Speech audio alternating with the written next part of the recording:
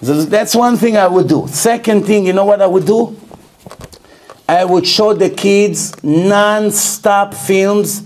What's the end of people that start using drugs?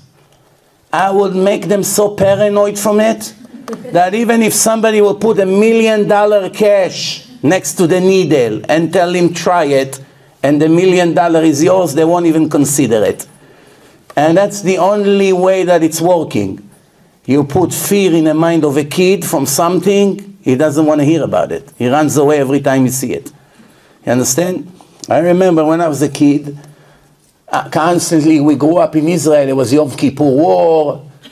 I saw how we painted the lights of the cars with blue. It was a war. You hear bombs, airplanes. So we grew up with such a fear from Arabs. Not that it ever changed after 40 years. Still the same fear. So I remember when I went to my cousin, where I lived, there was no Arabs in Bat Yam. There was no Arabs. But when we went to Afula, it wasn't as modern as today. It was very primitive 40 years ago.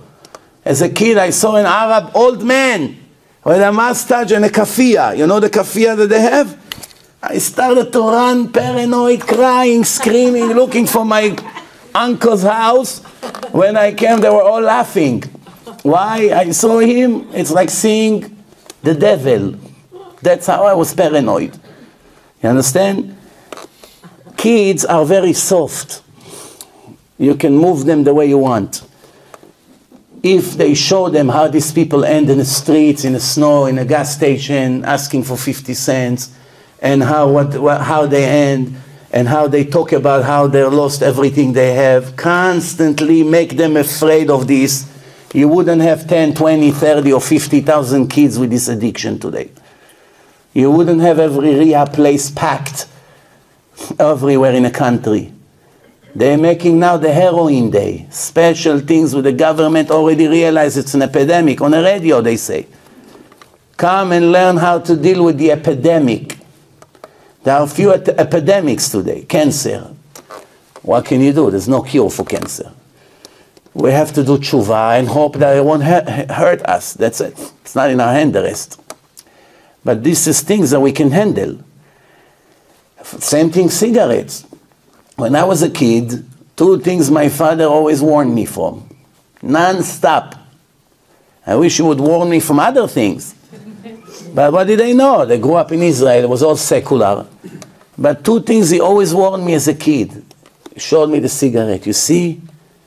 Be very careful never to start. Be very careful. Look how it ruins my life. I could have had another house, a normal place. Look how much I cough. Look how much I suffer. One time there was a strike. You couldn't find cigarettes in Israel all over the stores.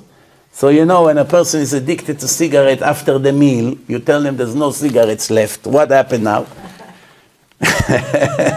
He would walk until the morning until he find a cigarette somewhere. So I started to march with my father. The march of the living. Dying for a cigarette now. As a kid, every step, he tells me, you see, look how much your father has to suffer. We go to one store, you have cigarettes, ran out. Where is another one close here? Go over there. Another 20 minutes.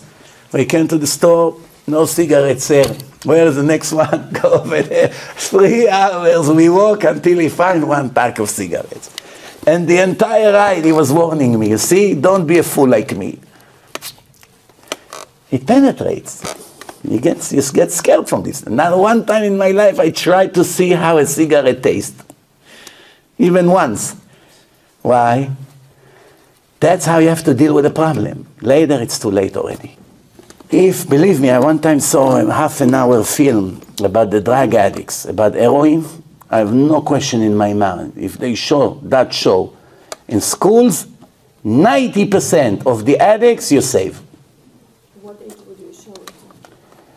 That's a hard question. She's asking from what age would you show them? From age that they begin to understand what drugs is. Maybe 12, maybe 11, maybe 13, something like that. Because this exists already in a school. They begin to push them in. Not to talk about people who goes to public school, Hashem Yerachem, what other things they see over there.